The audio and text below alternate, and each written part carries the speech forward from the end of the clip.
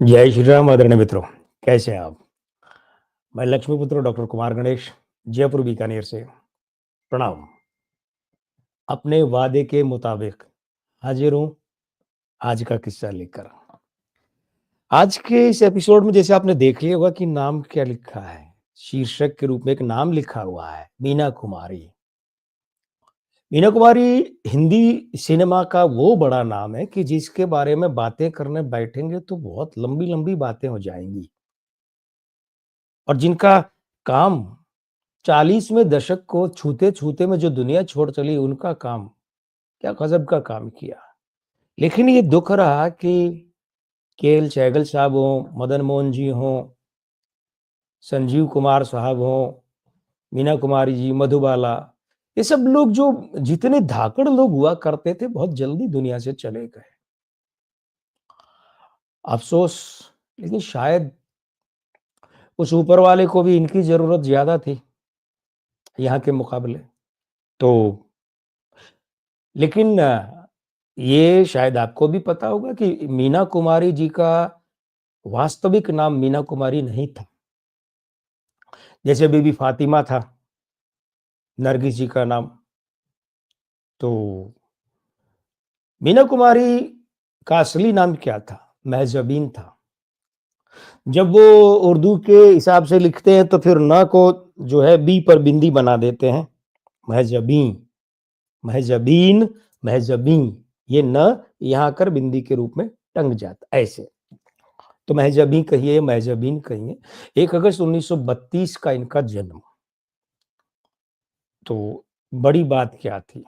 बड़ी बात ये थी कि ये मामला परिवार से शुरू करते हैं उनके, वो ठीक रहेगा। छोटी थी, ये नहीं कहूँगा बचपन में छोटी थी क्योंकि बचपन में तो सभी छोटे होते हैं भाई। लेकिन मधुबाला और मीना कुमारी ये 2 लोग ऐसे रहे कि जिनके बचपन से इन पर परिवार चलाने की ज़िम्मेदारियाँ डाल दी गईं। ये भी कह सकते हैं थोप दी गईं। इन्होंने वो सब किया भी। मधुबाला जी का किस्सा फिर कभी लूँगा। मीना कुमारी जी के पिता का नाम अल्लाह बख्श, कहीं-कहीं ये अल्लाह बख्श ब क भी दिखता है, कहीं-कहीं ख दिखता है। अल्लाह बख्श संगीतकार हुआ करते थे कहने को, लेकिन कोई बहुत बड़ा या उल्लेखनीय नाम संगीतकार के रूप में इनका नहीं बना। अल्लाह बख्श ये देखते थे कि ये इस ज़माने में, इस दौर में जो काम करने वाले छोटी उम्र के लड़के-लड़की उनकी बहुत पूछ है, उनकी बहुत ज़रूरत है।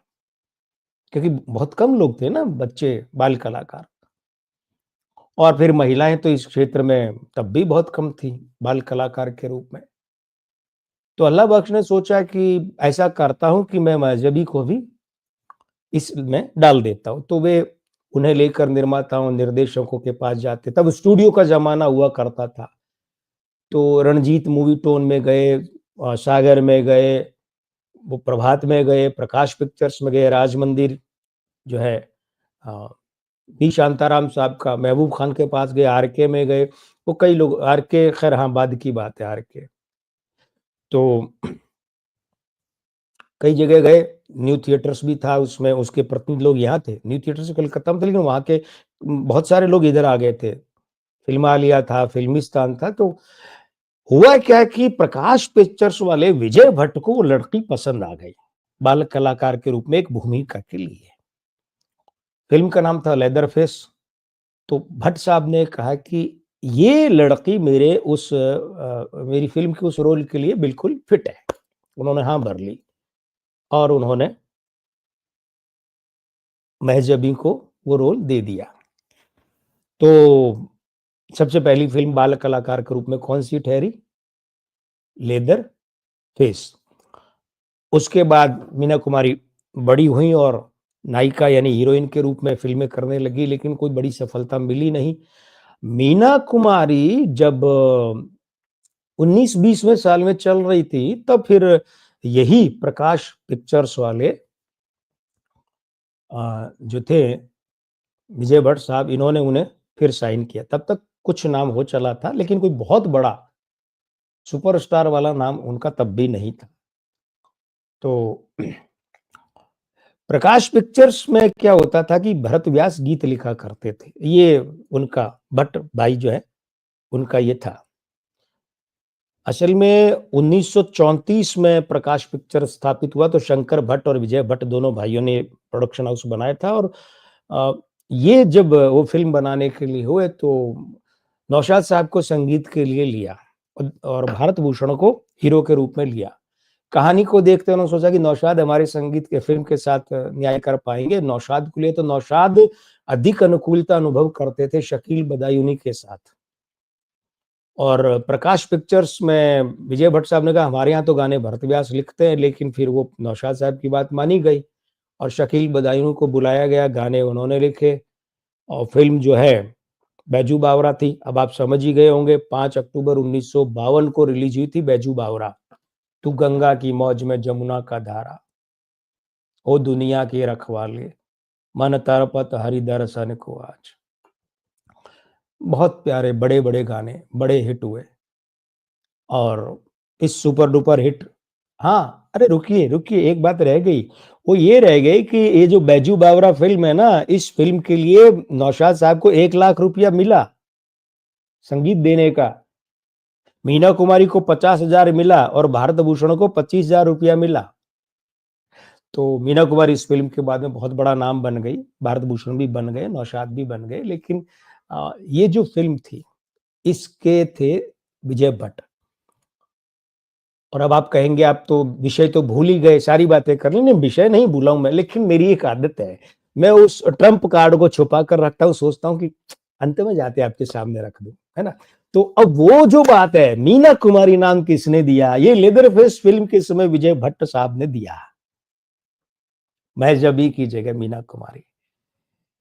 लेकिन मीना कुमारी की ज़िंदगी में जिस आदमी का बहुत बड़ा रोल था, अच्छे में भी, बुरे में भी, वो आदमी था, उस आदमी का नाम था कमाल अमरोही। और कमाल साहब कमाल के थे। इश्क किया, जमकर किया, तलाक भी हुआ। फिर मिन्नतें कर लाए, पाकीज़ा पूरी की, मीना जी चल बसी।